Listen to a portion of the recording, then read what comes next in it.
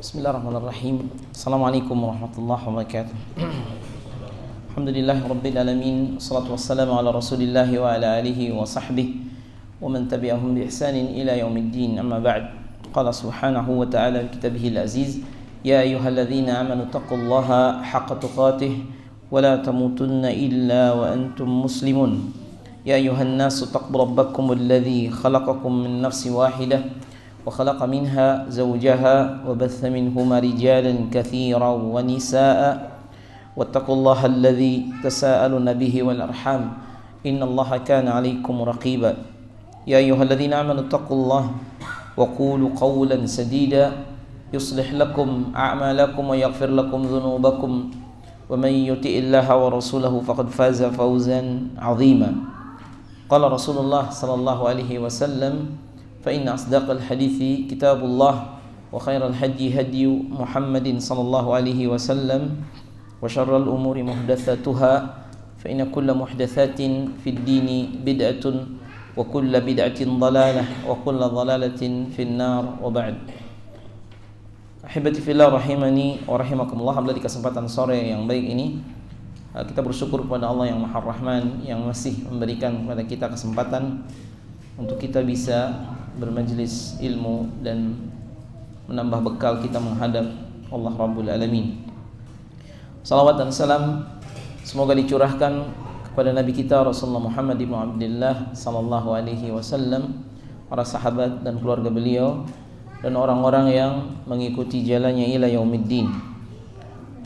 Maudhu kita di kesempatan sore hari ini sebuah kutub kecil berjudul Wathamanul Jannah, dan harganya surga, ditulis oleh seorang muallif mu'asir, Abdul Malik bin Muhammad bin Abdurrahman Al-Qasim. Kitab ini kalau dari judul tentang harganya surga, bukanlah yang dimaksud di kitab ini tentang surganya. Untuk membahas masalah surga banyak kitab-kitab yang lain. Ternyata kalau kita baca dari awal sampai akhir kitab ini, isinya tentang salat. Dan sebagaimana mu'alif menyebutkan setelah memberikan muqaddimah, kata dia, baina yadayka akhil qari juz'us tsani min silsilati aina nahnu min haula tahta unwan wa thamanul jannah. Jadi beliau menyebutkan, katanya, di hadapan antum wahai para pembaca adalah salah satu bagian dari juz yang kedua dari silsilah aina nahnu min haula, di manakah kita dibandingkan mereka. Para ulama banyak menulis tentang aina nahnu min salafina salih, di manakah kita dibandingkan para salaf as-salih, baik dalam ibadah, dalam akhlak dan yang lain. Cuma bagian yang sekarang adalah tentang khusus membidik tentang masalah salat. Kita mau coba bandingkan salat kita dengan salat mereka. Di manakah kita dibandingkan mereka? Kalau kita baca misalnya, kana Utsman ibnu Affan radhiyallahu taala anhu wa ardhah yusalli rak'atan wahidah wa yaqra'u tamaman min awwali suratil Baqarah ila akhir suratin Nas qabla al-fajr. Adalah Utsman bin Affan, bagaimana dia membaca Quran satu rakaat dari mulai Al-Baqarah dia baca dan berakhir di surat An-Nas sebelum fajar.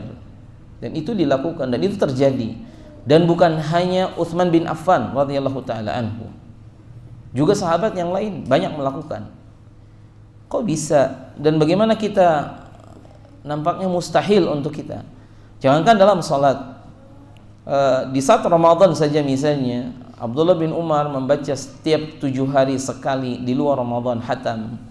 Di saat Ramadan 3 hari sekali hatam. Di 10 hari akhir setiap sehari hatam. Jadi bukan hanya beliau dan banyak sahabat. Begitu juga dengan Imam Syafi'i misalnya, beliau ketika dalam halus salat fi Ramadan, wa qara'tu kitab Allah fi Ramadan sittuna marrah min khatmi. Aku membaca Quran di bulan Ramadan 60 kali hatam. 60 kali hatam itu 2 kali 1 hari berarti. ya kan, kalau kita mau coba nampaknya tidak akan bisa di antara kita sekalian. Tapi itu bukan mustahil. Kalau kita mikirnya orang sekarang mungkin kita mustahil karena kita melihat orang-orang kita seperti ini modelnya. Tapi begitulah yang terjadi. Makanya ketika disebutkan bahwasanya kata Ibnu Rajab, nahyun an qira'atil Qur'an aqall min thalath, larangan membaca Quran kurang dari 3 hari, itu untuk di luar waktu-waktu yang memiliki fadilah seperti Ramadan, dan di luar tempat-tempat yang memiliki keutamaan seperti Makkah dan Madinah. Adapun kalau kita datang ke tempat tersebut atau kita berada di saat Ramadan, maka dibolehkan, larangan tadi tidak berlaku. Oleh karenanya kata beliau, wa nahnu fi zamanid dhaif wa takasul wa tashaghul, kita ini di zaman yang orang-orang lemah. Saya dan antum dan semua kita rata-rata seperti itu. Sebagaimana Ibnu Hajar mengatakan ketika menukilkan ayat dalam Al-Quran di surat Al-Furqan, Rasulullah SAW bersabda, beliau itu digambarkan oleh Allah dalam Al-Quran surat Al-Furqan, wa qala ar-rasul rabbi inna qaumi ittakhadhu hadzal qur'ana mahjuran. Ya Allah, sesungguhnya kaumku menjadikan Quran sesuatu yang ditinggal. Kata Ibnu Hajar, yang ditinggal ada beberapa perkara. Pertama, qira'atuhu. Jadi yang ditinggal adalah membacanya. Kita hari ini rata-rata membaca Quran tidak bisa konsekuen.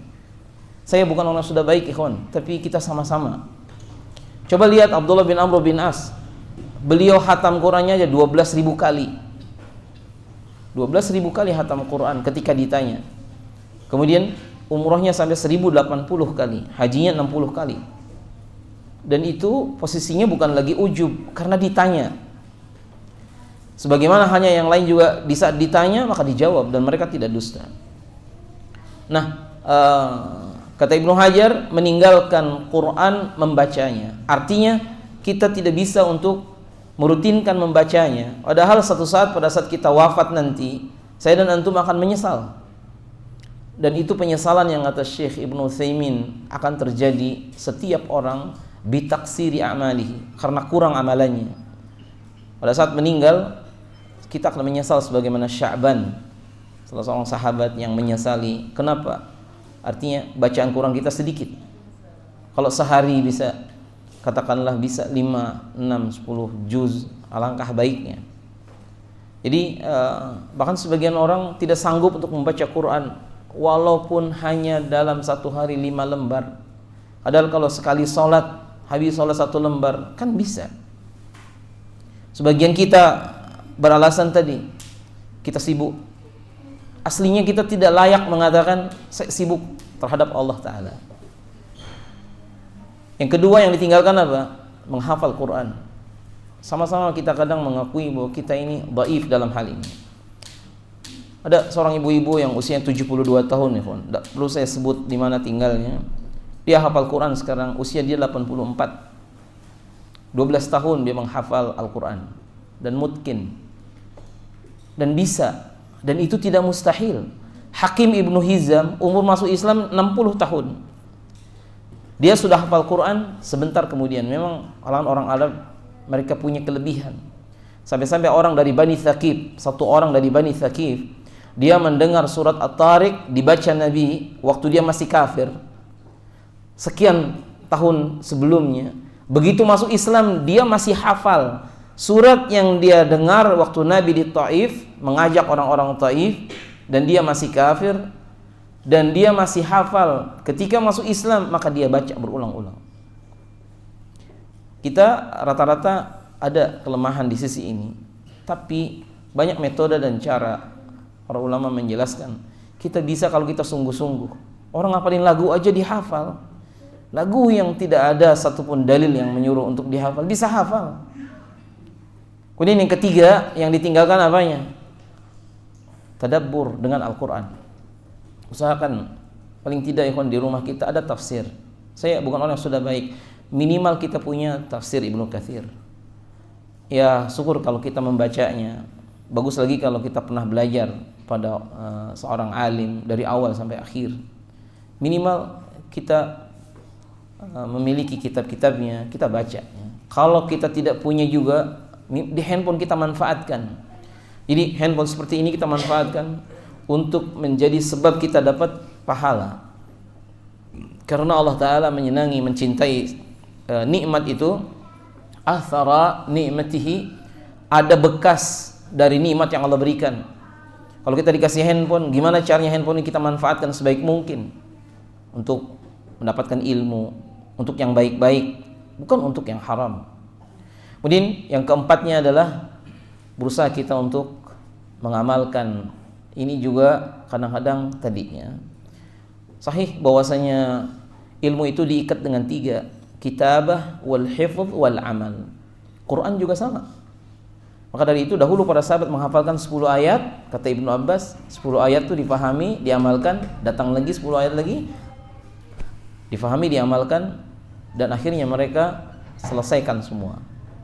Kemudian yang kelima adalah didakwahkan. Dan yang keenamnya menjadikan Quran sebagai dawa. Dia sebagai penyakit. Likulli da'in dawa. Kata Nabi, setiap penyakit ada obatnya. Quran sebagai obat, sebagai syifa, sebagai obat dari segala penyakit. Dan ini sahih, menjadikan Quran sebagai obat.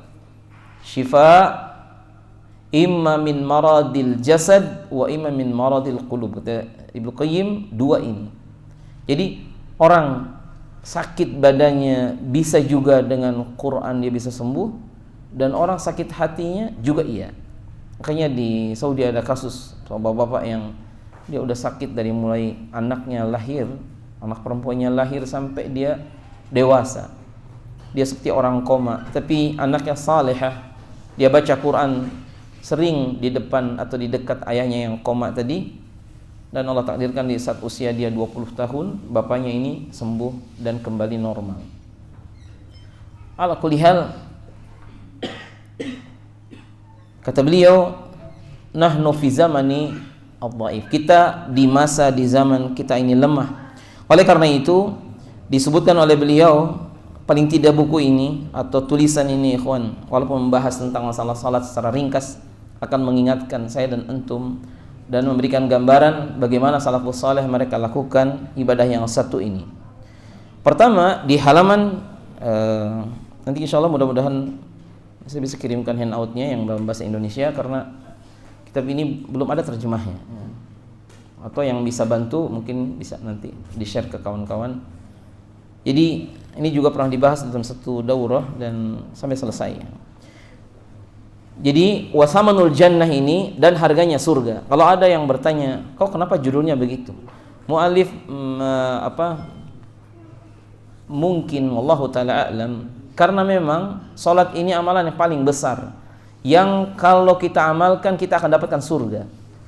Dalilnya banyak ya.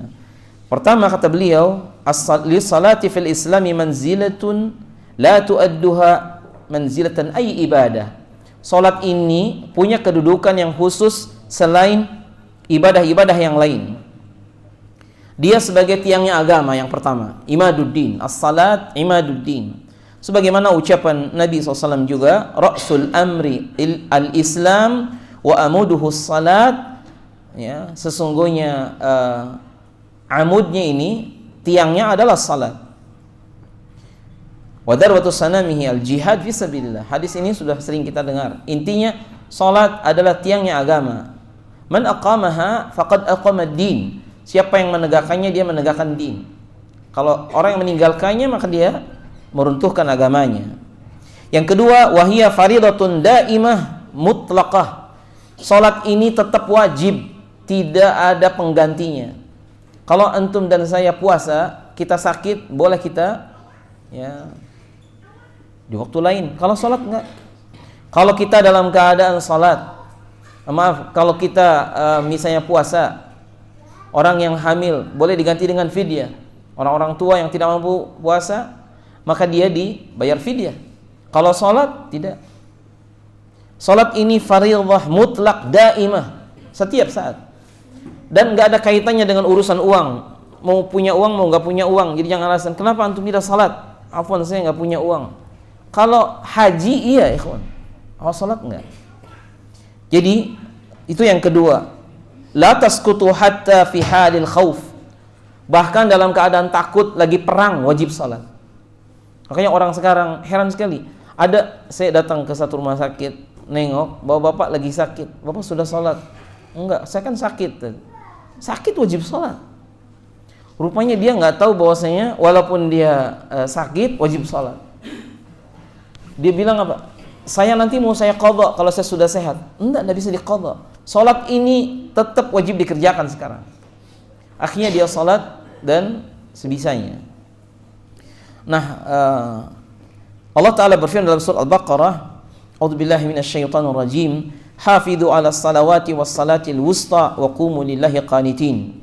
Fa in khiftum farijalan aw rukbanan fa idza amintum fadhkurullaha kama 'allamakum ma lam takunu ta'lamun. Walaupun dalam keadaan takut, maksudnya ketika perang, salat bisa sambil berjalan berlari. Kalau orang yang lagi perang saja wajib salat, maka yang lagi duduk apalagi nonton sinetron jelas wajib salat. Jadi jangan sampai Syekh bin Baz pernah memberikan peringatan, katanya tanbihat atau peringatan liman la'ibil qurrah, bagi orang yang sering main bola, karena kadang-kadang sholatnya ditinggal. Mungkin asar, mungkin isya, mungkin maghrib. Jadi bukan hanya untuk itu saja tentunya, bagi semua orang yang meninggalkan salat.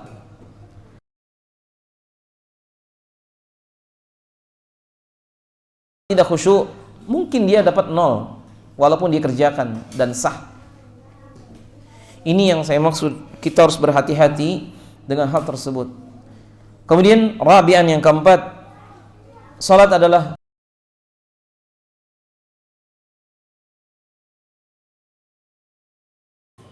sebagaimana halnya Allah menjawab, "Law ruddu la'adu lima nu'an."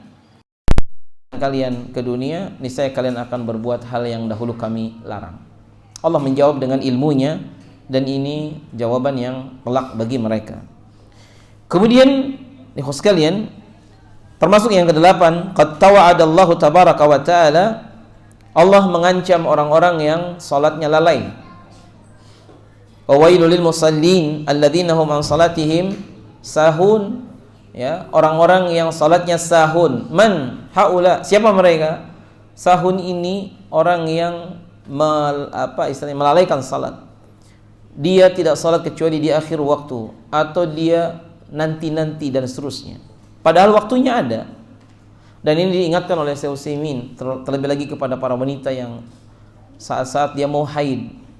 Jangan memperlambat. Misalnya tiap tanggal 1 dia biasanya haid, usahakan di awal waktu dia salat. Jangan nantilah duhurnya kalau saya 2:30 saja, atau dekat asar. Kemudian datang haidnya waktu itu, maka dia dapat dosa meninggalkan 1 kali salat.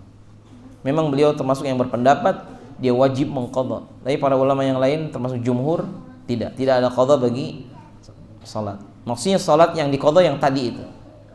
Tapi kita wajib ingatkan, setiap kita usahakan jangan mengundur-undur salat, ya, dan jangan menggampangkan. Jadi jangan sampai ada ungkapan ini belum selesai sepak bolanya, dikit lagi ini. Jadi heran sekali, sampai ada di negeri kita, saya pernah lihat juga, orang lagi sholat, handphonenya bunyi, itu sholatnya dibatalkan dalam rangka untuk nerima handphone. Ya mungkin dia mengkiaskan dengan kisahnya Juraiz. Juraiz itu ikhwan, dipanggil ibunya dan dia dalam keadaan sholat sunnah. Dia kemudian bingung, salli am ummi, salat atau ibu saya. Kemudian dia lanjutkan salatnya. Dan itu salah, yang betul dibatalkan karena panggilan ibunya aula min salatihi, dan salatnya salat sunnah. Tapi posisi kita kalau ini dengan yang itu jauh sekali beda, ya kan? Sampai termasuk para ulama, kalau misalnya kita lagi salat terus ada gempa, masjidnya goyang, apa yang kita lakukan? Kita lari atau kita salat? Beda pendapat. Kalau urusan handphone bunyi, jelas ini nggak beda pendapat. Nah, intinya wahadzara jalla wa ala min idha'atis salat, dan Allah mengingatkan orang-orang yang dia melalaikan salat sebagaimana dalam ayat di surat Maryam, faqalafa min ba'dihim khalfun adha'us salat wattaba'u syahawat fasawfa yalqauna ghayya. Jadi jangan sampai kita meninggalkan satu generasi setelah kita orang-orang yang melalaikan salat. Nah, kemudian banyak lagi pertimbangan yang lain, ikhwan, tambahan dari saya di sini nggak dicantumkan. Salat adalah ibadah yang langsung diturunkan, maksudnya diperintahkan langsung oleh Allah Ta'ala di Sidratul Muntaha. Ibadah yang lain enggak, lewat Jibril. Salat langsung Nabi di Isra Mi'rajkan dan menerima ibadah salat. Oleh karena itu untuk salat ini sesuatu yang dia sangat amat besar, karena dia munajat. Oleh karena itu Nabi SAW disebutkan oleh Syekh Utsman Khumais, beliau kakinya dalam keadaan bengkak. Ketika menukilkan hadis ini, beliau menyebutkan limadha, katanya, huwa la yash'ur, Nabi tidak merasa bahwa kakinya bengkak, li'anna qalbahu mali'ah bil munajat ila rabbih, karena hatinya penuh dengan munajat kepada Allah Rabbul Alamin. Lalu beliau mencontohkan saya, jadi dia pernah menolong seseorang, kemudian jadi orang ini jatuh, ikhwan, ke dalam satu lubang, lalu dia menolong, dan dia baru nyadar setelah dia angkat si bapak yang tua ini, ternyata tangannya luka di sini, tangan dia maksudnya, tangannya itu berdarah. Kenapa dia berdarah tidak terasa? Karena ya hatinya sedang tertuju kepada bagaimana nolongi si bapak yang tadi. Kita kalau modelnya seperti itu, ikhwan, maka kita akan dapatkan dan kita bisa jadikan seperti itu. Misalnya contoh, ada seorang sahabat ketika dia berjaga di perbatasan berdua dengan Abdullah bin Umar. Kemudian kata dia, sekarang Anda yang tidur, saya yang jaga. Akhirnya Umar yang tidur dan sahabat ini yang jaga. Waktu dia jaga, orang kafir ini memanah dia dari jarak sekitar 30 meter. Dan dulu itu gelap, ya kan? Panahnya nancap di punggungnya. Cuman orang ini tidak jatuh. Maka orang kafir ini menganggap mungkin panahnya tidak kena, padahal dia jago mana. Dilempar lagi, kena lagi. Baru sampai 3, setelah 3 maka dia jatuh, dan jatuhnya ke tubuhnya Ibnu Umar yang di sebelahnya. Dan dia kaget karena berdarah banyak. Kemudian, kenapa engkau tidak bangunkan saya? Kata dia, wallahi, katanya, ma uridu an aqta'a qiraati. Tadi itu saya selesaikan bacaan saya, karena waktu nancep itu panah, bacaannya belum selesai. Jadi dia lanjut sampai surat Al-Kahfi kalau nggak salah yang dia baca, selesai baru dia ruku, dan kemudian begitu salam dia jatuh, sudah tidak tahan dengan darah yang mengucur, 3 panah yang nancep. Fakana Rasulullah sallallahu alaihi wasallam yuhadithuna, adalah Nabi SAW berbicara kepada kami, wa nuhadithuh, kami juga berbicara kepada beliau. Fa idza hadaratis salat fa ka'annahu lam ya'rifna wa lam na'rifhu.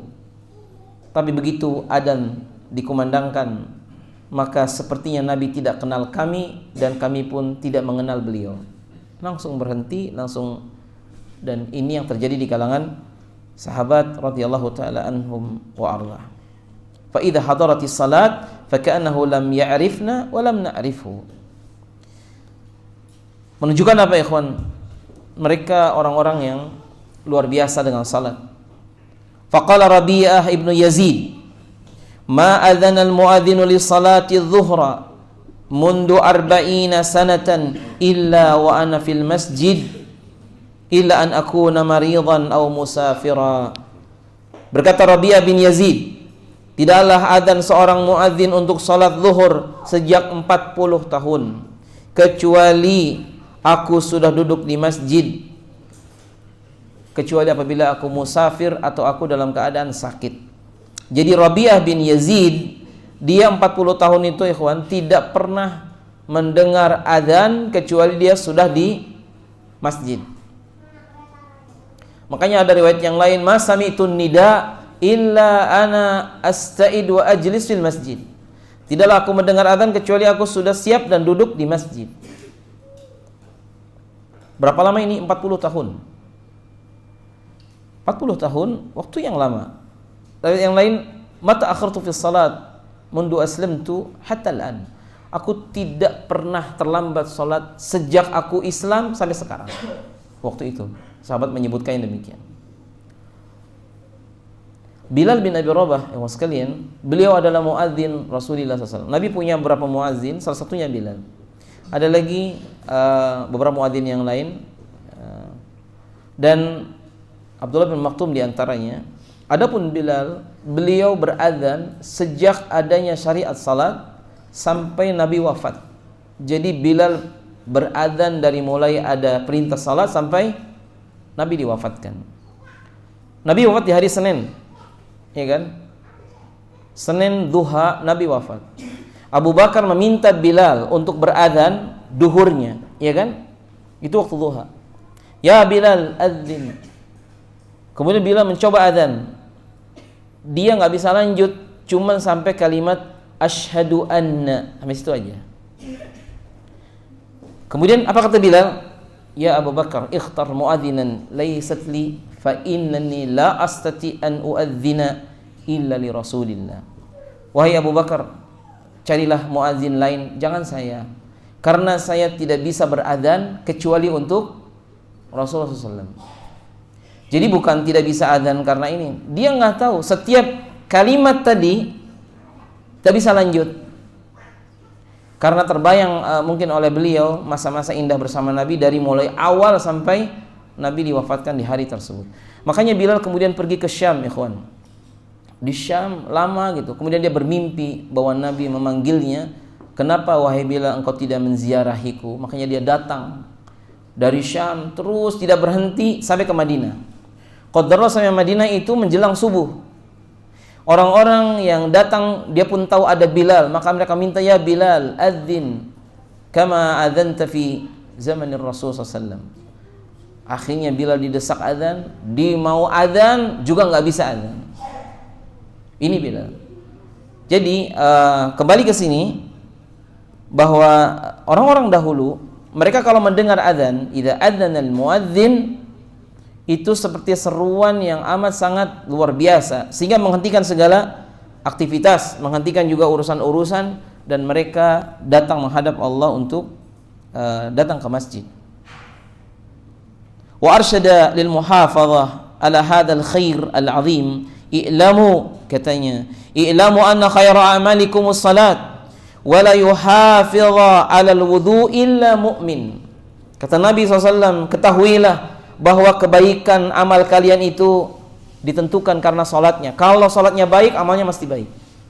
Kalau sholatnya nggak beres, maka jangan salahkan kalau yang lain-lain tidak beres. Saya baru tahu dia tidak amanah. Oh, ternyata dia melarikan uang misalnya, karena memang sholatnya juga nggak beres. Walaupun tampilannya ikhwan banget, misalnya, kok ikhwan banget, apa 1000% gitu. Iya, tapi ini masalahnya dia dengan Allah Ta'ala, bukan kita dengan kita, ikhwan. Karena urusan sholat ini munajat kepada Allah. Jadi kita nggak tahu bagaimana dia dengan Allah Subhanahu wa Ta'ala, kecuali hal-hal yang zahir. Hari-harinya kita nampak sholat bareng dan seterusnya, dhahaban wa iyaman ilal masjid. Tapi kita tidak tahu apakah dia tuh muraian sholatnya, ria, ataukah sholatnya terpaksa, ataukah bagaimana, kita nggak paham. Tahunya kapan? Nanti di akhirat. Kalau kita sama-sama di sorga, berarti kita nih orang baik, ya kan? Kalau kita tidak di sorga, kita bukan orang baik berarti. Karena Allah tidak mungkin salah. Ada sahabat, ya sekalian, masuk Islam setelah zuhur, dan dia meninggal sebelum asar, dan belum pernah sholat sekalipun. Dan dia jauh lebih baik dari kita yang bolak-balik sholat, tapi kita dalam keadaan belum jelas nasibnya, iya kan? Makanya coba kita lihat, wasyahida ahlul khair li ahlil khair, maka orang-orang yang baik menyaksikan kebaikan orang yang baik. Di antaranya penyebutan yang disampaikan oleh Yahya bin Ma'in. Faqala Yahya ibnu Ma'in, Kata dia, an Yahya bin Sa'id innahu lam yafuthu zawal fil masjid arba'ina sanatan. Jadi Yahya bin Sa'id, salah seorang kawannya dari Yahya bin Ma'in, ini zamannya Imam Ahmad. Beliau mendapatkan Yahya bin Sa'id tidak pernah kalau waktu zuhur sudah zawal selama 40 tahun, kecuali kalau sudah zawal selalu sudah di masjid.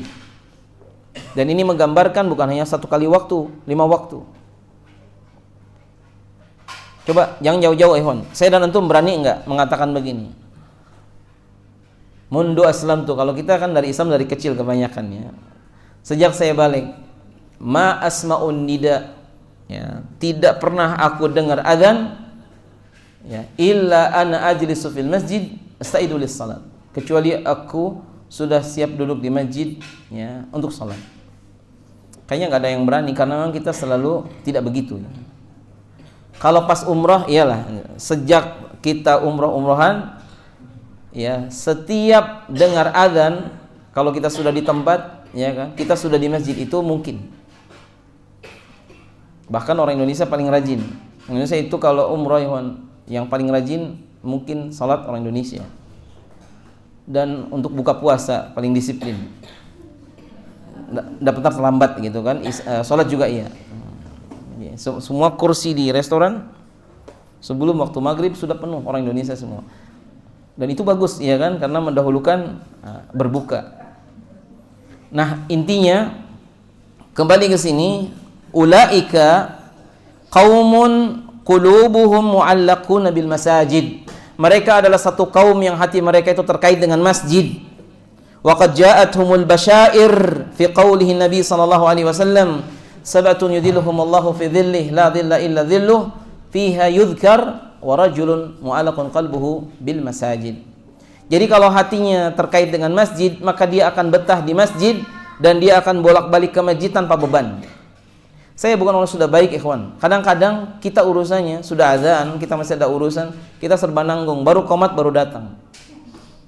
Coba kita membaca, kana ashabu Rasulullah SAW kanu yadhabuna ilal jumu'ah, mereka tuh pergi untuk sholat Jumat dan mereka bawa obor. Mau Jumatan bawa obor. Mungkin kita bingung, kok Jumatan bawa obor? Iya, sholat Jumatnya itu berangkatnya sebelum subuh. Sholat subuh di masjid, habis itu tidak pulang, nunggu Jumatan di masjid.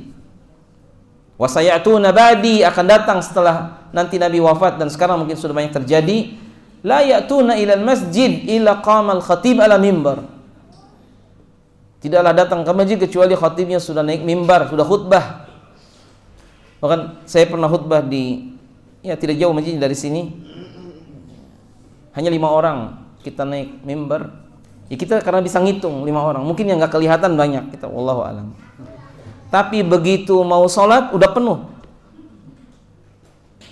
Dan pernah dapat tegur juga karena kecepatan.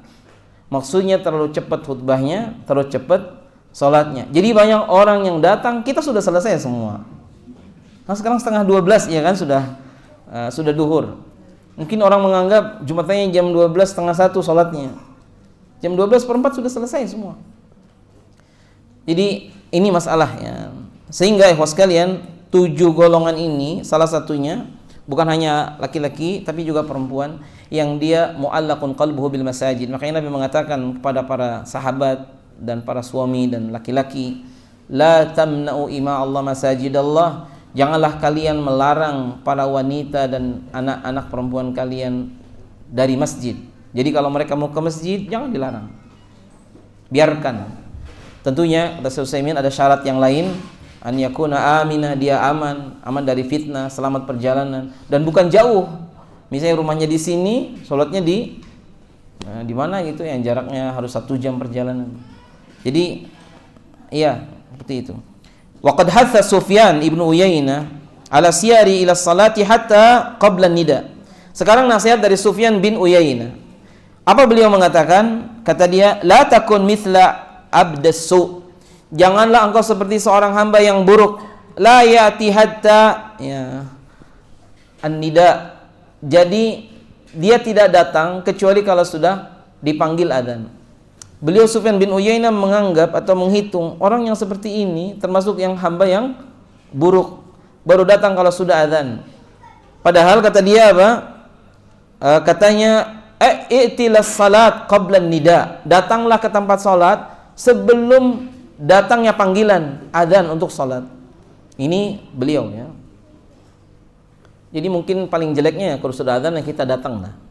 Cuma kayak kita di Madinah, di Makkah, kalau adzan masih di kamar, udah yakin nggak akan bisa masuk masjid. Kalau di Mekah, kalau di Madinah mungkin yang hotel-hotel yang di depan ya antrian ya liftnya aja. Kalau cepat mungkin masih bisa lah di halaman. Tapi artinya datang sebelum adzan itu lebih ahsan. Kemudian disebutkan juga katanya ala adulukum ala ma yamhullahu bi khataya. Hadis ini hadis yang sahih. Rawahu Muslim. Maukah ketunjukan tentang apa yang bisa menghapuskan dari dosa, wa yarfa'u bihi darajat, dan mengangkat derajat. Qalu bala ya Rasulullah. Apa kata Nabi? Sempurnakan wudu indal makarih. Pertama, ya asbigil wudu indal makarih. Dalam syarahnya, sempurnakan wudu di saat kita tidak suka. Dalam syarah Bulughul Maram kita semua sudah tahu ya, indal makari itu imma fi syita, ya mungkin di musim dingin atau di musim panas, atau saif ya, di musim panasnya. Kalau musim dingin di Madinah contohnya, itu airnya dingin. Dan dinginnya kadang-kadang sampai menusuk. Makanya Sya'ban, kenapa dia sebelum wafatnya mengatakan menyesali kenapa bukan yang baru yang dikasihkan? Karena dia kan rumahnya jauh. Untuk sampai ke Masjid Nabawi dia berjalan sekitar 2 jam. Di musim dingin dia pergi ke masjidnya apa? Ba'da muntasifil lail. Setelah sholat malam, kemudian dia baru berangkat menuju Masjid Nabawi untuk sholat. Ya bayangkan kalau misalnya adanya jam 4, jam 2 dia sudah berangkat. Waktu keluar dari rumahnya, pakaiannya itu yang dia pakai bagus, bersih. Tapi di tengah jalan dia kedinginan, dia balik lagi, ngambil baju yang rangkap, tapi baju yang lama. Kemudian jalan mengarah ke Masjid Nabawi. Di tengah jalan ada orang kedinginan, maka dikasihkanlah baju yang second tadi ke orang yang kedinginan. Dan itu sebelum wafatnya dia melihat amalan tadi dan dia menyesalinya kenapa yang dikasih baju yang second. Sekiranya baju itu yang baru, pahalanya lebih besar ya. Makanya sedekah yang second dengan sedekah yang masih baru, kalau sama-sama ikhlas, insya Allah lebih besar pahalanya yang baru, ya kan? Kenapa? Karena Nabi waktu itu mengatakan fakashafna anka ghita'ak fabasaruka al-yawma hadid. Kami singkap semua yang tersembunyi dan pandangan di waktu itu melihat dengan tajam. Dalam tafsirnya, sebelum kita wafat, kita akan diperlihatkan dengan amalan-amalan kita, jadi akan kelihatan semua yang kita kerjakan. Kemudian mata di waktu itu akan melihat dengan tajam. Sebagian pendapat tafsir maksudnya dia tajam memandang kedatangan malakul maut. Makanya kadang-kadang orang yang mau meninggal itu dia ngomong sendiri, siapa yang datang? Ya, kita lihat nggak ada yang datang, padahal malaikat yang datang. Ntar kemudian dia meninggal. Bahkan ada banyak juga kasusnya ya, dia menyebutkan dengan belak-belakan ahlan wa sahlan. Semua yang hadir di rumah sakit tadi, ini orang ngomong sama siapa? Ternyata 3 menit kemudian dia meninggal. Taib. Al-hanin ila salat. Wa daraba salafuna salih. Kata dia, dan para salafus salih telah memberikan kepada kita contoh yang paling baik. Ini contoh misalnya. Ada satu orang ya, yang dia dalam keadaan fi halatil al-marid syadid. Fa indama sami'a Amir ibnu Abdullah, namanya adalah Amir ibnu Abdullah, sami'a al-muadzin, ya, dia mendengar azan dan dia dalam keadaan sakit. Apa dia bilang? Khudhu biyadi. Tolonglah ambil tanganku ini kepada orang di sekitarnya. Maksudnya tolonglah saya, ayo kita ke masjid. Berkata kawannya, faqila lahu innaka alil. Anda kan sedang sakit. Artinya kalau sedang sakit sudah salat fil bait, di rumah saja. Kata beliau, lakin asma'un nida, tapi saya dengar adzan. Hayya 'alas shalah, hayya 'alal falah. Dia sakit. Dia mendesak, tolonglah, ayo, dipapah oleh dua orang.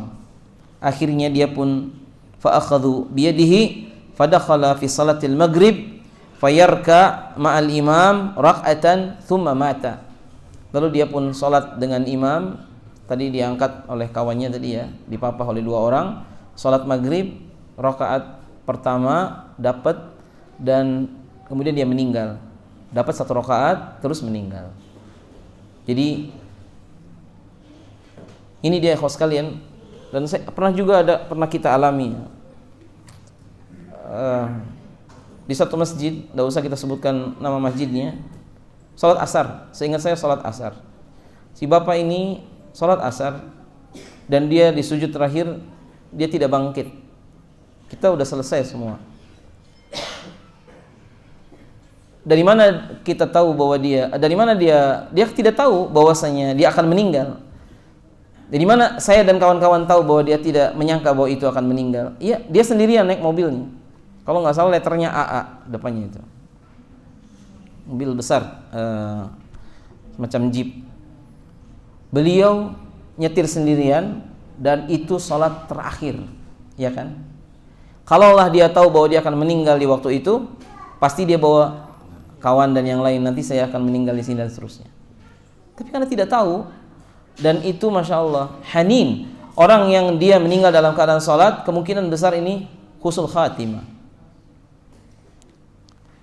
Dan kalau kita pergi dari rumah, makanya kata Ibnu Qayyim, kalau kita pergi dari rumah, jangan yakin bisa balik ke rumah. Bisa jadi yang membawa pulang ke rumah kita ini bukan kita sendiri, tapi ambulan. Kalau kita pakai baju, ya kawan, baju ini kita pakai, jangan yakin bisa kita yang melepas. Bisa jadi yang melepas tuh yang mandiin jenazah. Ini baju terakhir. Jadi begitu juga dengan sholat. Kata para ulama, jadikan sholat itu seperti sholat terakhir. Bagaimana kita bisa menjadikan sholat kayak sholat terakhir, sementara lagi sholatnya masih jalan-jalan kemana-mana? Kita menyelisihi ucapan dalam doa istiftah yang Allah ajarkan kepada kita lewat lisan nabinya. Kita kan bilang inni wajahtu, ya Allah, ini wajah saya. Kata Syekh Utsaimin, kalimat ini mengandung dua pengertian. Ini wajahtu wajhul jasad, maksudnya saya menghadapkan kepada engkau jasad saya ini. Kadzalika wajhul qalb, juga hati kita. Cuman seringnya apa? Kita kalau sholat jasadnya aja yang di situ. Mirip seperti Nabi Nuh ketika datang satu orang laki-laki tua ke kapal Nabi Nuh. Nabi Nuh bertanya, "Man anta ya syekh?" Kata orang ini, "Ana syaitan." "Limadha turid?" "Madha turid?" Apa yang kau inginkan? "Uridu an ahmila quluba ashabikum wa atruku abdanahum ma'ak." Saya ingin mengambil hati teman-teman kamu wahai Nuh, dan aku biarkan badannya di kapal bersama engkau. Jadi artinya yang diambil oleh iblis apanya? Hatinya saja. Dan ini terjadi pada kita juga. Kita sholat, orangnya ditinggal di masjid, tapi hatinya dibawa oleh syaitan pergi jalan-jalan enggak tahu di mana. Sebagian orang cari barang, ingatnya lagi sholat, ya kan? Sampai kadang kita lupa berapa rakaat sholat kita, lupa semua. Saya pernah sholat asar 5 rakaat, itu makmumnya 3 shaf, tidak ada yang ingatkan. Berarti kita ini masya Allah ya, dilupakan, dan ini godaan syaitan. Kadang-kadang ikhwas sekalian, kadang-kadang kita lalai dalam bab ini, tapi begitulah. Makanya Allah Ta'ala tidak menjadikan kita hidup di zaman sahabat, karena kita ini tidak layak untuk di zaman sahabat. Sekarang wahada Faruq hadhil ummah, Umar bin Khattab, coba lihat radhiyallahu ta'ala anhu, ketika dia dalam keadaan setelah ditikam. Umar bin Khattab ditikam oleh seorang laki-laki bernama Abu Lu'lu al-Yahud dan menggunakan sinjar. Sinjar itu pisau yang ada 2 matanya. Cuman sampai sekarang saya nggak tahu persis yang mana yang rajih. Sebagian pendapat sinjar itu pisau yang matanya 2, dalam arti ujungnya ada semua. Nah, mungkin antum pernah lihat belati yang kesana ada, kesini ada. Fakila, pendapat kedua adalah pisau yang bermata dua, artinya atas bawahnya lancip. Cuman kata Ibnu Umar, ra'aitu hadar rajul saqata min yadihi qabla salasati ayyam qabla ta'ana abi. Aku melihat laki-laki ini membawa sinjar dan jatuh dari tangannya 3 hari sebelum ayahnya ditikam. Ini kata Ibnu Umar. Dan Abu Lu'lu' ikhwas sekalian menikamnya di waktu salat subuh, dan kita tahu di zaman itu salat subuh, salat maghrib, salat isya semua dilakukan dalam keadaan gelap. Makanya kalau ada hari ini mati lampu, sebetulnya tidak menjadikan jamaah di masjid itu berhenti gara-gara mati lampu. Orang Indonesia aja yang punya kebiasaan kalau mati lampu ya berarti nggak ada, semua libur, ya kan? Padahal dulunya di zaman sahabat malam itu semuanya gelap. Sudah begitu pakaian orang Arab besar-besar, dan Umar jadi imam, dan Umar bin Khattab membaca surat Yusuf, dan ini sunnahnya Umar bin Khattab. Antum kalau jadi imam salat subuh, bacalah surat Yusuf dalam 2 rakaat 111 ayat. Insya Allah tidak ditikam, ya kan? Cuma Umar ditikam, dan ditikam 2 kali. Dalam sirah sahihah, ta'ana Abu Lu'lu' marratain, dan ditikam sehingga ususnya atau lambungnya Allahu alam itu bocor. Umar, ya. Tahu dari mana? Ketika dikasih minum air susu langsung keluar. Zaman itu belum ada ICU, belum ada rumah sakit, belum ada obat-obatan. Jadi kalau orang terluka, Allahu alam digimanakan. Makanya Urwah bin Zubair ketika dipotong kaki kirinya, kan dia lakukan ketika dalam sholat. Karena tidak ada obat bius, nggak ada, disuruh minum khamar, dia nggak mau. Karena cara satu-satunya supaya sakitnya tidak dirasakan, disuruh dia mabuk. Caranya minum khamar. Kata Urwah, ma urid. Wallahi kata dia, maaf, saya tidak mau. Dipegang 10 pemuda yang kuat supaya dia meronta tadi juga enggak. Akhirnya dia bilang, da'ni sa'usalli, aku mau salat, kemudian silakan dipotong, dan dipotong kakinya dalam keadaan salat. Diambil daging yang membusuk, lalu tulang pahanya digergaji dalam keadaan salat.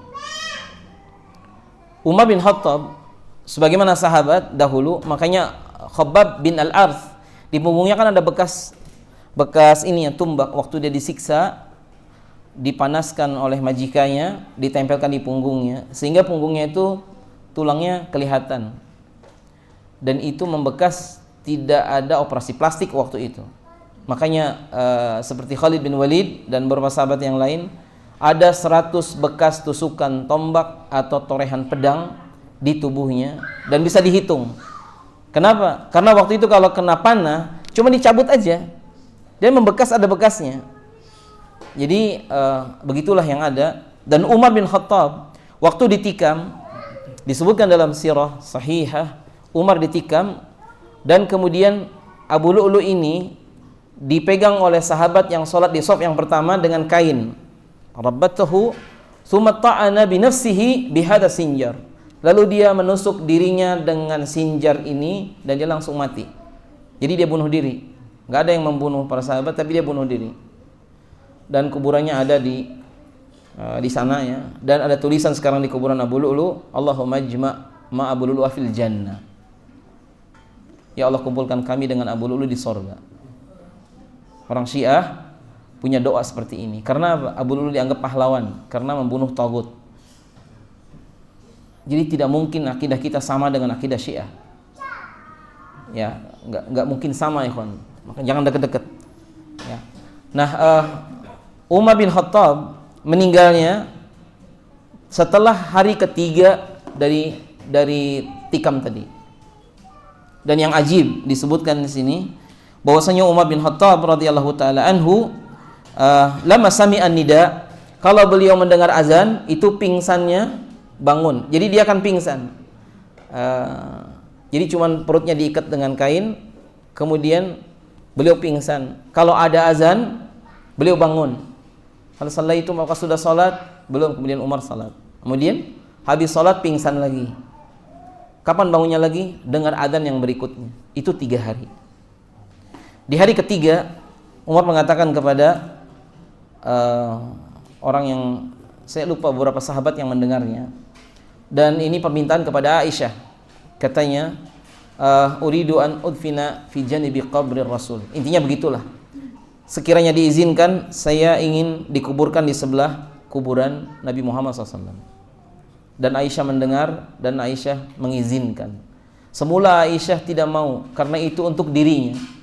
Karena rumahnya kecil, kuburan pertama Nabi adalah suami beliau, kuburan kedua Abu Bakar adalah ayahnya, dan kuburan ketiga rencananya untuk dirinya.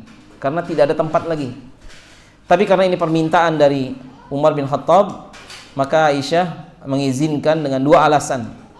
Mungkin wallahu alam. Karena para mu'arrikhin menyebutkan mungkin alasannya ini. Pertama, hadza talab min khalifah.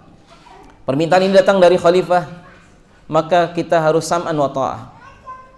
Yang kedua, Aisyah membaca, dan bukan hanya membaca, mendengar, bahkan cuma mendengar, melihat langsung. 3 orang ini kemana-mana bertiga. 3 orang paling baik dunia akhirat, Nabi SAW, Abu Bakar dan Umar, kemana-mana bareng. Waktu Nabi keluar karena kelaparan, di perutnya ada 3 batu, bertemu Abu Bakar dan Umar, dua-duanya juga kelaparan. Kemudian Rasulullah sering menyebutkan ana wa Abu Bakar wa Umar. Jadi selalu 3 orang ini bareng. Makanya dikuburkannya pun berdekatan, sehingga Aisyah mengatakan biarkan mereka bertiga berdekatan di dunia dan di akhirat. Cuman kuburannya sekali lagi tidak lurus. Nabi SAW yang paling ujung kalau kita ziarah dari arah Raudah. Kemudian Abu Bakar, kepalanya Abu Bakar, ujungnya itu di arah pundak Nabi. Kemudian Umar bin Khattab, ujung kepala Umar ada di arah pundaknya Abu Bakar. Jadi agak mundur gitu. Dan sementara Aisyah dikuburkan di Baqi. Dan kita kalau masuk Baqi, antum coba nanya ke yang jaga, hal sahih hadhil maqbarah maqbaratu Aisyah? Apakah betul ini maqbarahnya Aisyah? Pasti jawabannya mereka bilang wallahu a'lam. Ya, sebenarnya ada ya kawan, kuburan Aisyah itu yang mana? Saya juga enggak mau ngasih tahu antum, dan saya juga tidak tahu, ya kan?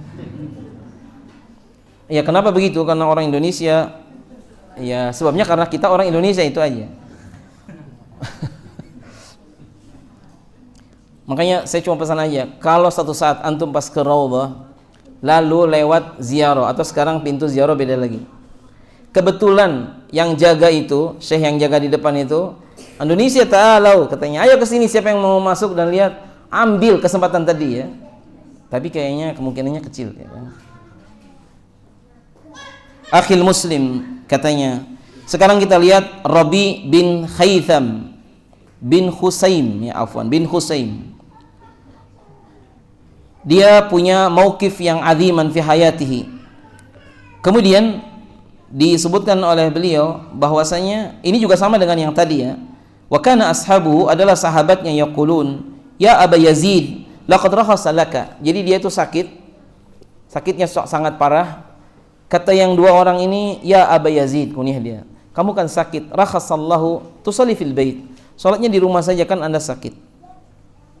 Kemudian fayaqul innahu kama taqulun, ya saya juga tahu apa yang kalian katakan itu benar, walakin sami'tu munadin, tapi saya ini dengar adzan. Kan dia sakit, antum salatnya di rumah saja. Iya saya tahu, tapi masalahnya saya dengar adzan. Di adzan itu ada kalimat hayya 'alas shalah, hayya 'alal falah, dan enggak disebutkan kecuali yang sakit.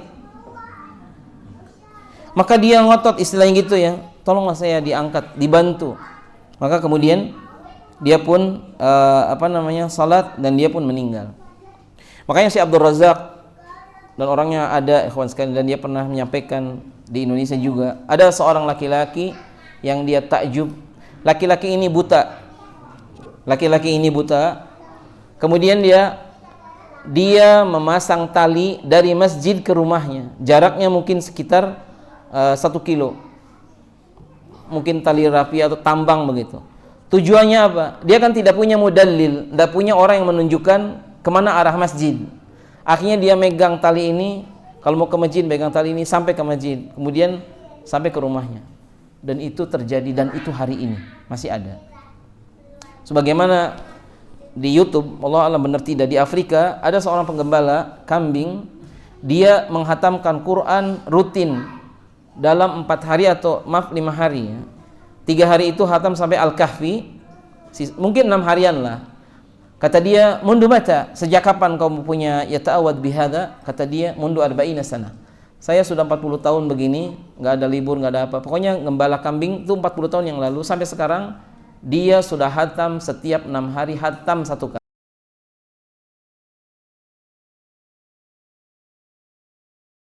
Makanya Imam Syafi'i pernah datang ke rumah Imam Ahmad, kemudian ditawari makanan, disediakan makanan, dan dimakan semuanya.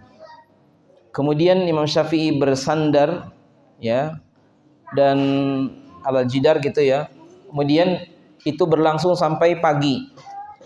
Begitu azan, beliau pergi ke masjid, tidak berwudu. Maka Abdullah bin Ahmad, anaknya Imam Ahmad, heran, ini seorang imam, kenapa makanannya dihabiskan? Yang kedua, kenapa dia tidak sholat malam? Dan ketiga, kenapa tidak wudu? Bertanya kepada ayahnya, kata Imam Ahmad, is'alu mubasyarah, kamu tanya aja langsung ke Imam Syafi'i. Maka Imam Syafi'i menjawab, amma ana, katanya, adapun saya memakan ini makanan karena saya ini lapar dan saya tahu ini makanan halal dan aku akan jadi saksi di hadapan Allah Ta'ala. Dan ini benar ya kawan, kalau antum dan saya bertamu tidak boleh bohong, udah makan belum? Kalau kita belum makan, bilang belum makan. Jangan karena nggak enak, saya sudah, padahal itu dosa. Bohong waktu bertamu itu dosa. Kemudian kita memakannya kenapa? Karena sudah halal, dipersilahkan. Dan kata Imam Syafi'i, saya akan jadi saksi di hadapan Allah bahwa Imam Ahmad telah memberikan kepada saya untuk yang terbaik tadi makanan, dan saya jadi saksi, jadi darah dan daging kan, jadi saksi. Kedua, amma ana saki alal jidar, adapun saya bersandar di tembok, saya tidak tidur, ma anam, lakin aqra'u kitab Allah. Saya tuh baca Quran, wa bada'tu bi suratil Baqarah wa intahaitu bi suratin Nas qabla al-fajr. Aku mulai dari Al-Baqarah dan aku selesai di surat An-Nas sebelum fajar. Makanya sejak saya membaca kisah ini, saya selalu husnudzon kepada semua yang bersandar di dinding atau di tembok, atau dia dalam keadaan tidur atau ngantuk. Jangan suudzon dia lagi ngantuk. Dia mungkin lagi baca Quran, baru sampai Al-Maidah mungkin ya. Ya, kemudian yang ketiganya, tidak wudu karena apa? Beliau tidak batal. Orang Indonesia ini terkenal sering batal. Saya kalau bawa jamaah umrah sampai di depan Masjidil Haram, Bapak Ibu, ayo kita sebentar lagi mau masuk. Selalu ada yang izin. Ustaz, izinlah kau mandi. Baik, ditunggu 2 orang. 2 orang datang, yang 2 lagi batal. Akhirnya, ayo sekarang kita masuk, hanya semua diempet dan bisa. Biasanya banyak makan, banyak batal. Dan sampai hari ini saya belum pernah tahu. Mungkin kalau antum pas umrah, Imam Masjidil Haram mundur dari imam gara-gara batal. Kalau di Indonesia sering ada mbah-mbah batal digantikan orang kedua. Yang kedua batal juga. Masya Allah. Ya nggak apa-apa, itu kan fitrah ya kan. Cuman kalau ada ghazawat, kata Syekh Utsaimin, la tansarif hatta tasma sautan aw tajidariha. Kalau kita ada bunyi gas di perut, jangan langsung keluar. Yakinkan dengan 2 hal. Apakah ada suaranya? Kalau ada suaranya dan itu yakin punya kita, maka keluar. Apakah ada baunya? Baunya ada, tapi bukan punya kita, maka nggak usah. Makanya kata Syekh, setiap orang wajib menghafal milik masing-masing. Dan itu betul ya. Cuma kata Ibnu Qayyim, usahakan yang gini-gini jangan dilakukan di depan pasangan suami dan istri. Suami tidak boleh kentut di depan istrinya, juga kebalikannya. Supaya mawaddah dan juga rahmahnya itu berlangsung. Kalau sudah terlanjur jadi kebiasaan, ya mungkin tadi ya akhirnya ya kita kesalahan yang berlanjut ya. Tapi intinya kembali ke kitab ini, kita baru sampai di halaman 12 ya. Masih kurang 40. Ya, selebihnya antum tinggal baca saja, dan kitab ini insyaallah sudah saya kirimkan ke antum. Dibaca berulang-ulang insyaallah. Di bawahnya, di belakangnya banyak kisah-kisah yang menakjubkan. Yang tadi saya sampaikan salah satunya bahwa ada di antara mereka, wallahi ma raaitu ahadan amami. Aku tidak pernah melihat seorang pun dalam salat di depanku kecuali imam. Karena dia tidak pernah salat di shaf yang kedua, ketiga dan berikutnya. Cuman yang mungkin di kitab ini enggak disebut, di negeri kita terjadi. Imamnya dia adalah yang adzan, dia juga yang qomat, dan dia juga yang jadi imam. Di sini kenapa enggak disebut gitu? Mungkin tidak terbayang oleh mereka. Dan kalau ada sahabat hidup di zaman kita lalu ngelihat kita sholat, mungkin sahabat ini heran, ini sedang apa orang ini, ya kan? Karena mereka sampai burung hinggap di kepalanya dan burung tidak mengerti bahwa ini tuh orang, karena mereka dalam keadaan khusyuk. Saya pernah bersebelahan dengan bapak-bapak sholat, ya. Di kantongnya ada kacang yang bulat-bulat, ya apa? Waktu sujud itu, iya, berjatuhan. Di Masjid Nabawi, di Masjid Haram, saya lupa itu. Akhirnya menyebar lagi, itu kan bulat-bulat. Sama beliau dikumpulkan lagi dengan rajinya, dimasukkan kantongnya lagi. Sujud lagi, keluar lagi, subhanallah. Sampai ada yang keinjek sama orang, mungkin dia habis sholat, mahadihi katanya. Dikira tasbih yang lepas gitu. Tapi subhanallah. Jadi intinya di kalangan sahabat mereka orang-orang yang luar biasa sholatnya. Dan kita, kalaulah bukan karena rahmat Allah, kita ini kayaknya entah dikasih pahala berapa. Tapi insya Allah Allah tahu apa yang terjadi pada kita. Kita sudah berusaha dan semoga Allah Ta'ala memberikan yang terbaik untuk kita sekalian. Baik, saya ada 5 menit. Idza kan indakum as'ilah tafadhalu. Alhamdulillah. Silakan. Materi yang sangat masuk kan, dan dalam waktu dia saya jawab untuk memperhatikan. Ada beberapa pertanyaan dari apa sih? Dari mana dulu yang mau bertanya?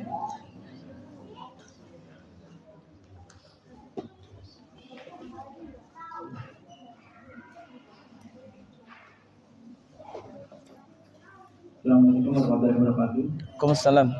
Ustaz, juga ada saudara kita yang sakit dan hanya bisa berbalik saja, Ya. tidak sadar diri. Lalu tuntutan yang sahih kita sebagai yang sehat, apa amalan yang kita lakukan? Apakah ada tempat bacaan khusus atau bagaimana? Beliaunya pingsan atau masih sadar? Tidak sakit, apa tidak sadar? Ya, tidak sadar tidak wajib baginya untuk sholat. Ketika dia sadar itu yang wajib. Kalau tidak sadarnya disengaja, para ulama menyebutkan dia harus mengerjakan setelahnya. Misalnya dia sengaja untuk dibius karena mau dioperasi dari duhur sampai isya, maka begitu dia sadar dia kerjakan duhur, asar, maghrib, isya. Kalau disengaja. Tapi kalau dia pingsannya tidak sengaja, maka tidak punya kewajiban. Kalau kita tertidur, tidurnya baru bangun jam 12 siang, maka subuh, duhur. Kalau bangunnya jam 5 sore, subuh, duhur, asar. Kalau bangunnya isya, subuh, duhur, asar, maghrib, isya. Kalau 2 hari, 3 hari, wallahu alam, saya belum tahu kalau yang ini. Tapi kayaknya perlu diperiksa ya kan, ini benar nggak tidurnya sampai segitu lama ya. Tapi kalau yang sakit tadi, intinya selama masih ada kesadaran, wajib. Tapi kalau dia tidak sadar, dan itu dalam keadaan seperti orang koma, dan ini catatan sedikit, kalau orang dalam keadaan sudah sangat parah dan dokter misalnya menyebutkan kalau ini dicabut alatnya dia kemungkinan meninggal, maka mencabutnya bukan membunuhnya. Tapi memang mereka di kalangan kedokteran yang lebih tahu ya. Jadi intinya Allah memberikan rukhsah, dan sama seperti talqin. Talqin itu tidak harus kita dengar orangnya menyebut la ilaha illallah.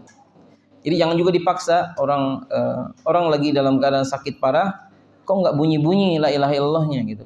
Kita cuma ngajak, bisa jadi dia mengucapkan kita tidak dengar, atau bisa jadi dia seperti golongan orang-orang yang Nabi juga meninggalnya bukan la ilaha illallah ucapannya, tapi ila rafiqil a'la. Ada sebelah saya di lantai 3 waktu Ramadan, itu orang lagi baca Quran, tiba-tiba jatuh dan meninggal, mushafnya ketutup dengan badannya. dan meninggal. Jadi kita tidak dengar la ilaha illallah padanya, tapi insya Allah itu meninggal dalam keadaan husnul khatimah. Juga orang yang tabrakan misalnya, kita nggak tahu meninggalnya dalam keadaan seperti apa. Tabrakan langsung meninggal mungkin. Jadi yang sakit tadi, saran kami wallahu alam, kalau memang dia kelihatan sadar, diingatkan aja, diajak, ditayamumkan, dan boleh salatnya di jamak qasar. Kalau dia sudah nggak sadar, maka urusan dia dengan Allah Ta'ala. Kalau dulu-dulunya biasa dia ini dalam keadaan sholatnya rajin, pasti dia rajin sholatnya di saat sakit. Kalau untuk yang kita yang sehat, apakah kita ada amalan khusus misalnya baca Al-Mulk atau Yasin? Untuk yang sakit? Ya. Untuk yang sakit? Kalau secara khusus, wallahu ta'ala alam, tapi kalau mau baca Quran tidak masalah. Bacain aja, dan itu insya Allah pahala bagi kita. Cuman tidak ada bacaan khusus Yasin dan yang lain. Saya pernah diminta baca, keluarganya itu bingung, ini surat apaan Tad? Katanya. Ini surat Fatir. Oh, Yasinnya kapan? Ya habis ini insya Allah barusan. Tadinya saya membaca surat Al-Baqarah gitu kan. Kapan Yasinnya Tad? Insya Allah nanti mungkin 10 jam lagi. Ya kan? Jadi orang taunya kadang surat Yasin, padahal tidak harus surat Yasin. Sahih ada hadis Iqra'u Yasin ala mautakum. Hadisnya dhaif. Ada hadis dhaif. Iqra'u Yasin ala mautakum itu didhaifkan. Oleh karena itu mungkin yang terbaik bacakan surat apa saja, dan banyak kok manfaatnya. Sampai ada di satu kejadian, satu kamar sakitnya 2, ternyata yang sebelah itu non muslim. Udah kita santai aja baca Quran. Rupanya dia ikut dengar kan. Ini boleh ikut dengarkan? Boleh. Mungkin enak sekali. Lama-lama dia masuk Islam akhirnya, keluarganya.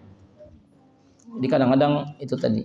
Yang muskilah adalah yang sakit nggak bisa baca Quran, yang nunggu nggak bisa baca Quran, kerabatnya semua tidak bisa baca Quran. Akhirnya didatangi oleh mungkin pendeta dan yang lain, ya kan?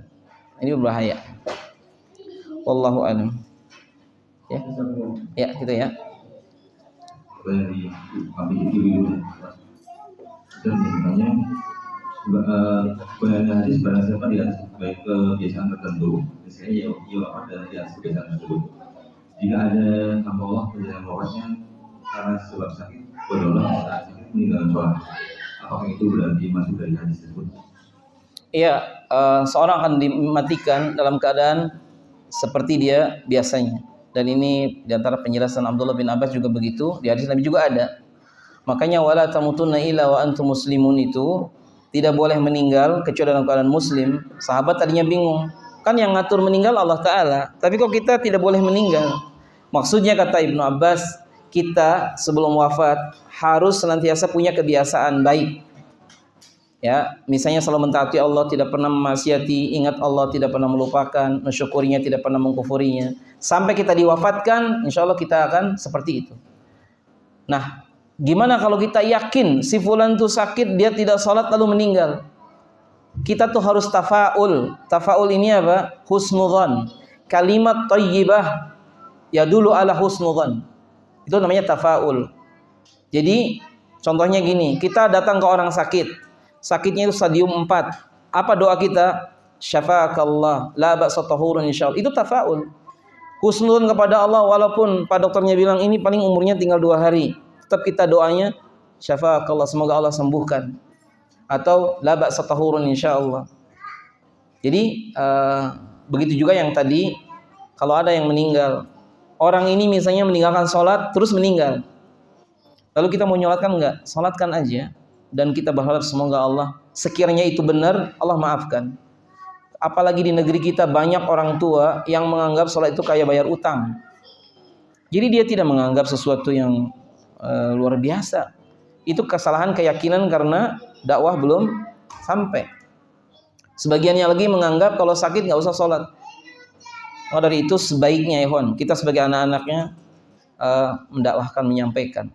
Dan bagi orang tua dan kita semua sebaiknya jangan meninggal dulu kalau modelnya kita masih begitu, ya kan.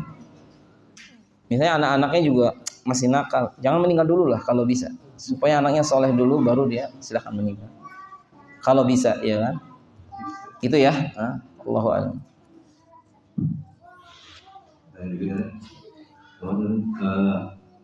mana yang lebih utama bagi seorang suami, apakah dia bersiap dan pergi ke masjid sebelum azan, atau dia menunggu anaknya atau yang bayi di rumah sampai istrinya selesai sholat, melihat istrinya selesai sholat. Ya, bagi yang seperti ini dibolehkan tidak sholat di masjid ada beberapa perkara. Pertama, al-matar, hujan. Kedua, marid, sakit. Ketiga, liudrin syar'i, udur yang syar'i. Yang tadi termasuk yang udur syar'i. Kalau seseorang tidak mungkin ke masjid karena jaga anaknya, udah sholat di rumah bersama istrinya, itu lebih afdal.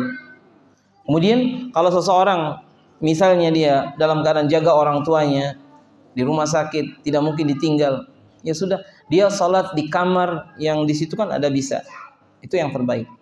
Sebagaimana halnya Nabi SAW sholat asar dikerjakannya di waktu maghrib. Kapan itu?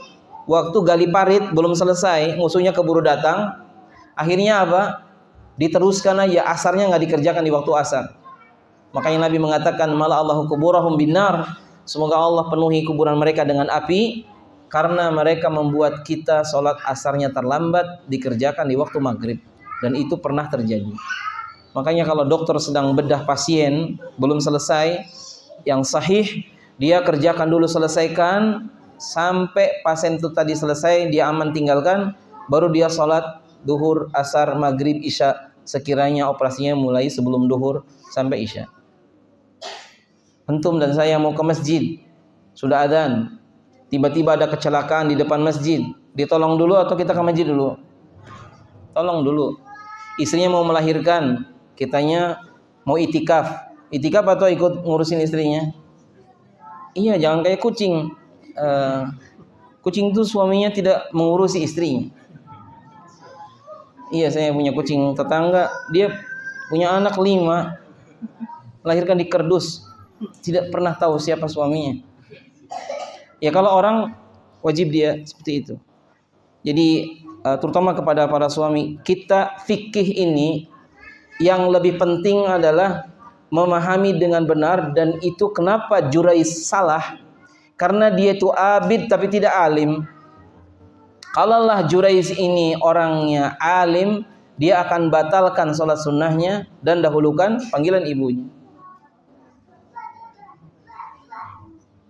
Sekarang Syuraih, ikhwan, Syuraih ini lagi ngajar, muridnya banyak, ibunya manggil, ya Syuraih, kasih makan ayam, iya kan?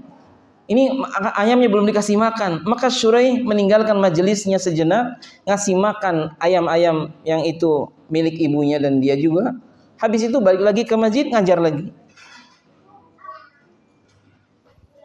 Ada seorang ibu nyuruh anaknya beli gas, mahasiswa, tinggalnya di Semarang, semesternya udah mau lulus. Apa kata mahasiswa ini? Saya besok mau ujian, Bu, jangan nyuruh beli gas. Ya Allah ya Rahman. Ini anak kayak gini, itu karena nggak ngaji, ya kan? Tapi dia ngaji juga, tapi karena nggak paham. Jadi tidak semua yang kadang-kadang kita baca itu kita pahami. Dan terbenturnya di urusan yang tadi itu kelihatan nanti mana. Jadi menurut yang saya pahami tadi yang benar. Dan itu banyak kok para ulama sekarang juga mencontohkan demikian. Dan saya pernah lihat sendiri juga begitu. Ada yang penting, tapi yang lebih penting ada, dahulukan yang lebih penting, baru kemudian yang penting di bawah. Dan Allah Maha tahu dan kita insya Allah akan benar. Masih ada? Cukup? Satu lagi aja ya, terakhir ya. Saat usia muda pernah meninggalkan sholat. Ada ustaz yang mengatakan wajib atau harus dibodohkan. Apakah harus demikian? Ya, yang kami ketahui dan pernah ditanyakan ke ada di daurah itu, jawabannya enggak.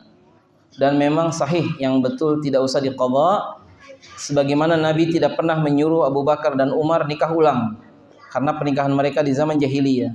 Juga Nabi tidak pernah menyuruh sahabat sunat ulang karena sunatnya di zaman jahiliyah.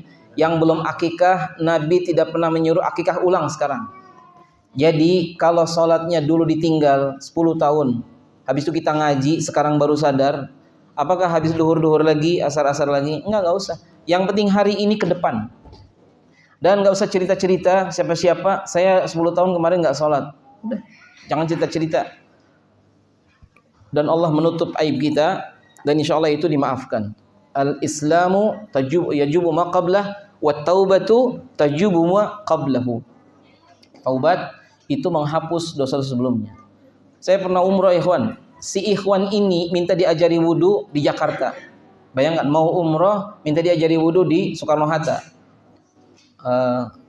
Saya tadinya mau nanya, antum selama ini wudunya gimana gitu kan? Berarti kan nggak sholat. Saya tahu dan saya tidak nanya begitu, diajari aja. Saya Madinah orang ini paling rajin, walaupun dia tidak mengerti baca Quran, carinya Quran terjemah. Yang ada cuman dia semangat dan pulang umroh jadi baik. Dan sekarang orangnya mungkin orang paling baik di antara yang saya ketahui. Itu hidayah ya. Jadi sama itu urusannya dengan masalah tato ya. Kalau ada di antara kita yang bertato, apakah harus saya hapus? Kalau bisa di tip antum tip kalau nggak bisa ya udah. Makanya ada satu pernikahan, ikhwannya itu waktu wudu kakinya pakai kaos kaki terus. Saya cuma nanya, antum kenapa? Sakit? Enggak, Ustaz. Lalu bisik-bisik di kaki saya banyak tatonya. Oh ya udah. Kan nggak apa-apa, kan kita laki-laki semua. Cuman akhirnya habis sholat saya tanya, sebentar, istri antum sudah tahu belum? Antum kakinya banyak tatonya. Sudah tadi, saya jauh lebih banyak dari saya tatonya. Jadi sama-sama tahu. Dan itu sudah terjadi dulu-dulu. Sekarang sudah ngaji ya sudah. Cuma saya pesan kalau antum azan pakai lengan panjang supaya orang-orang di masjid tidak heboh ngeliatin tangannya karena ada gambar ular sama kambing atau apa yang satunya pokoknya. Ya, sehingga waktu umroh itu waktu umrohnya di dadanya dan di punggungnya ada salibnya 2 besar-besar. Makanya yang nyukurnya itu ribut aja. Indonesia katanya tub ilallah, idza bil mustasfa haram gitu. Dianya kan kasihan. Saya bilang dia ini ya aslama haditsan, dia baru saja masuk Islam. Jadi jangan begitu. Tapi begitulah karena di Saudi kencang ya dan mereka masalahnya saling mengingatkan. Dikiranya belum tahu. Ya, saya kira ini aja yang bisa disampaikan di kesempatan sore hari ini. Mohon maaf kalau ada yang kurang berkenan. Sisa halamannya silakan antum membaca dan insyaallah itu bermanfaat bagi saya dan antum. Insyaallah kalau handoutnya nanti saya buatkan beberapa kesimpulannya, saya kirim insyaallah ke antum tuh ya. Jazakallahu khair. Wallahu taala alam bisawab. Sallallahu alaihi Muhammad wa ala alihi washabihi ajmain. Assalamualaikum warahmatullahi wabarakatuh. Alhamdulillah, sampai pada pembahasan yang pada sore ini.